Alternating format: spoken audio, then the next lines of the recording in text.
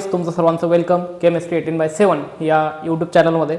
अजूनही तुम्ही जर चॅनलला आपलं सबस्क्राईब केलं नसेल तर पटकन जाऊन सबस्क्राईब करायचं आहे आणि बेल आयकॉनला क्लिक करायचं आहे, जेणेकरून येणारे सर्व व्हिडिओ तुम्हाला दिसणार आहेत. आणि व्हिडिओला पटकन लाईक करायचं आहे. आणि जर तुम्हाला याच्या व्यतिरिक्त दुसरा कुठला व्हिडिओ पाहिजे असेल तर त्याच्यामध्ये कमेंटसुद्धा करायची आहे.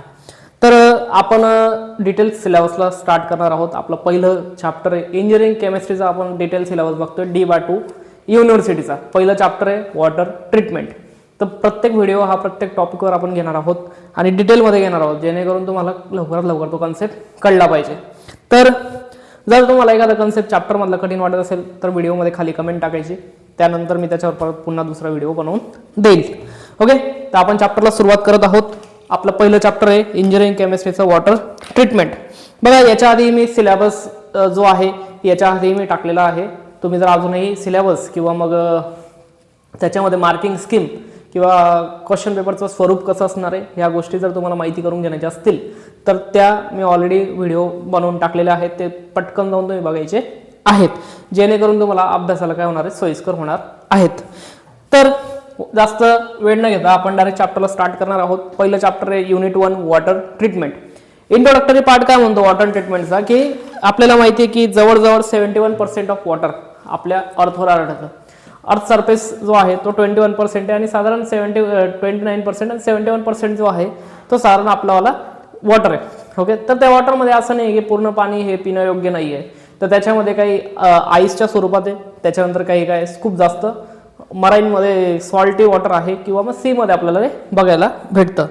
मग जवळपास जर आपण बघितलं तर साधारण फक्त 0.3% एवढंच वॉटर जर आपण बघितलं तर 0.3% फक्त एवढंच वॉटर हे पिण्यायोग्य आहे किंवा शेतीयोग्य आहे किंवा मग इंडस्ट्रीमध्ये आपण त्याला यूज करू शकतो.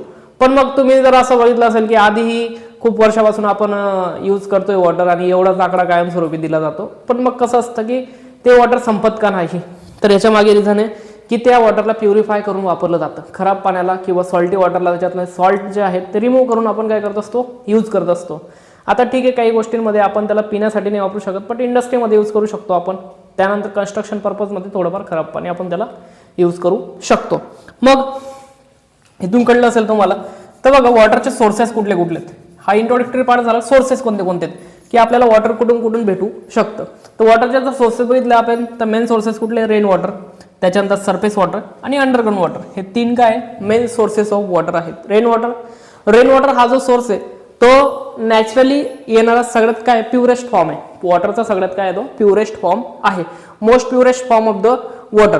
बट जेव्हा तो अर्थ सरफेस जवळ येतो, अर्थ सरफेसला जेव्हा तो येतो त्यावेळेस त्याच्यामध्ये लॉट ऑफ सॉल्ट किंवा ऑर्गॅनिक मॅटर असतील किंवा मग क्लोराईड सल्फेट गॅसेस असतील यासारखे काय होतात त्याच्यामध्ये मिक्स होतात. CO2 H2S वेगवेगळे गॅस त्याच्यामध्ये मिक्स होतात आणि त्याला काय करतात, इम्प्युअर करून टाकतात. बट जर तुम्ही रेन वॉटर बघितलं तर तो काय मोस्ट प्युरेस्ट फॉर्म ऑफ काय तो वॉटर असणार आहे.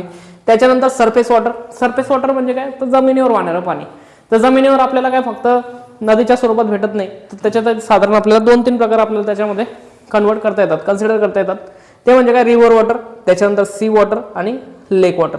रिव्हर वॉटर म्हणजे काय, ज्याच्यामध्ये इम्प्युरिटीज प्रेझेंट असतात, contain impurities such as salt, dissolved gases, organic matter, plants and animal clay. तर रिव्हर मॅटरमध्ये कधी कधी आपल्याला माती आढळते किंवा झाडे वाहून आलेले असतात, मेल्ले प्राणी नद्यांमध्ये आपल्याला बघायला भेटतात. म्हणजे काय, मोस्ट ऑफ ऑर्गॅनिक मॅटर त्याच्यामध्ये आपल्याला बघायला भेटत असतं. ॲज वेल एज त्याच्यामध्ये डिझॉल्व्ड गॅसेस सुद्धा असतात. फक्त रिव्हरच्या बाबतीमध्ये असं आहे की काही ठिकाणी काही स्वच्छ नदी असते किंवा काही ठिकाणी काय असू शकतं, खराब पाणी असू शकतं. मग त्याच्यामध्ये जिथे जास्त खराब पाणी असेल तिथं जास्त प्रकारात काय त्याच्यामध्ये क्ले किंवा ऑर्गॅनिक मॅटरचं प्रमाण आढळतं. सी वॉटर जो आहे तो most impure form of water आहे. मोस्ट इम्प्युअर फॉर्म आहे कारण का त्याच्यामध्ये लॉट ऑफ अमाऊंटमध्ये काय असतं, सॉल्ट असतात. मग सॉल्ट असतात त्याच्यामध्ये मॅक्सिमम अमाऊंटमध्ये सॉल्ट असतात. कॅल्शियमचे असतील, मॅग्नेशियमचे असतील, सोडियमचे असतील, वेगवेगळ्या प्रकारचे काय असतात त्याच्यामध्ये सॉल्ट असतात आणि ते काय मोस्ट इम्प्युअर फॉर्म आहे. त्याच्यानंतर लेक वॉटरमध्ये काय की तलावसारखं आपण कन्सिडर करू किंवा तळ कन्सिडर करू. याच्यामध्ये काय असतं की ज्या इम्प्युरिटीज असतात ते कॉन्स्टंट असतात. म्हणजे काय, ते साठवलेलं पाणी असतं, पण कालांतराने ते काय होऊ शकतात, वाढत जाऊ शकतात.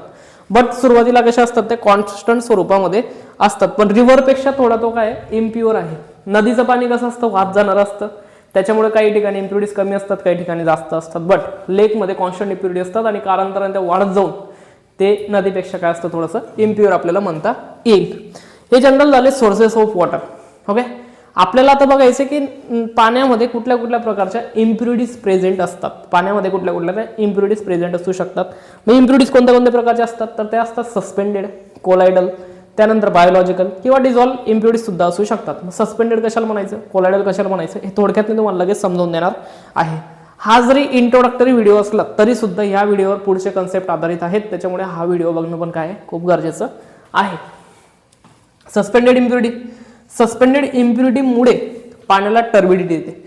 टर्बिडिटी माहिती असेल तुम्हाला की तुम्ही जर बघितलं असेल पाणी थोडं असं घट्ट असतं किंवा मग त्याच्यामध्ये विशिष्ट त्याला काय असतो, स्मेल असतो, ऑर्डर असतं किंवा मग काय असतो, कलर पण असतो. त्याला आपण काय जनरली टर्बिड वॉटर म्हणतो आपण त्याला, सस्पेन्शन स्वरूपात किंवा सस्पेंडेड इम्प्युरिटी असतात त्याच्यानंतर बघा, जर आपण चॉक पावडर टाकलं, एखादा खडू घेतला आणि आपण पाण्यात टाकलं, तर व्हाईट कलरचं जे पाणी होतं त्यालाच आपण काय सस्पेन्शन म्हणू शकतो किंवा सस्पेंडेड इम्प्युरिटीज आपण त्याला म्हणू शकतो. मग त्या कशा कशाच्या असू शकतात, तर त्या क्लेच्या असतील, मातीच्या असतील, गाऱ्याच्या असतील किंवा इंडस्ट्रियल वेस्ट असेल, त्याच्यामध्ये काच असेल, प्लास्टिक असेल, वेगवेगळे त्याच्यामध्ये लिक्विड सोडले गेलेले असतील.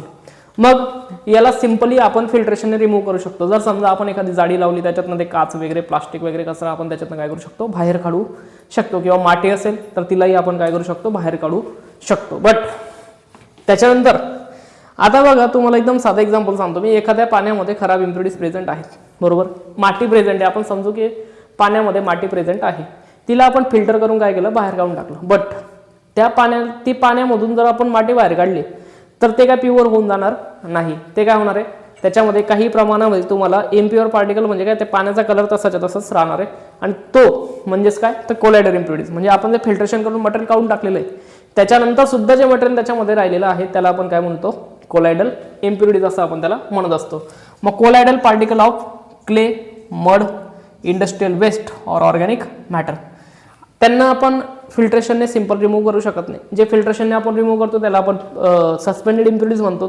बट सस्पेंडेड इम्प्युरिटीज काढल्यानंतर सुद्धा त्याचे काही बारीक पार्टिकल त्याच्यामध्ये राहून जातात, त्याला आपण काय म्हणतो, कोलायडल इम्प्युरिटीज. त्यांना फिल्ट्रेशनने काढणं काय असतं, शक्य नसतं. मग त्यावेळेस काय केलं जातं, त्याच्यामध्ये केमिकल टाकलं जातं. केमिकल टाकून सोल्युबल इम्प्युरिटीज जे असतात ते इनसोल्युबलमध्ये कन्वर्ट केले जातात.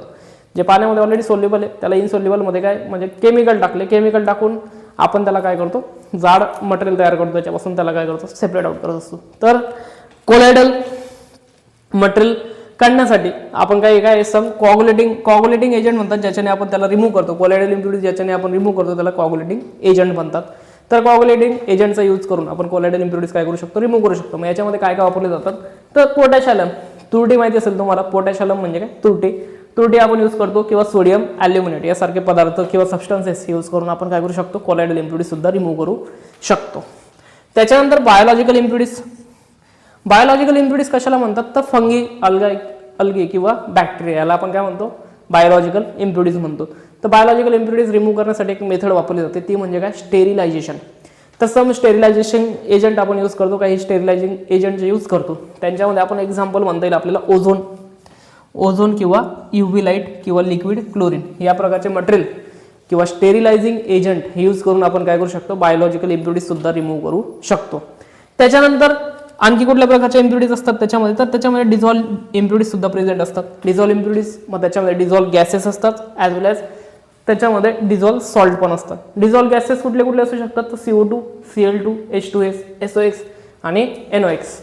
तर या प्रकारचे डिझॉल्व्ह गॅसेस असतात, त्यांनाही पर्टिक्युलर केमिकल मेथड यूज करून आपण किंवा डिगॅसिफायर यूज करून आपण त्यांना काय करू शकतो, रिमूव्ह करू शकतो. तसंच डिझॉल्व्ह सॉल्टमध्ये कार्बोनेट, बायकार्बोनेट, कार्बोनेट किंवा बायकार्बोनेट प्रेझेंट असू शकतात. मग ते कशाचे असतील, कॅल्शियमचे, मॅग्नेशियमचे, फेरसचे, ॲल्युमिनियमचे, वेगवेगळ्या प्रकारचे काय असतील त्याच्यामध्ये कार्बोनेट किंवा बायकार्बोनेट प्रेझेंट असू शकतात.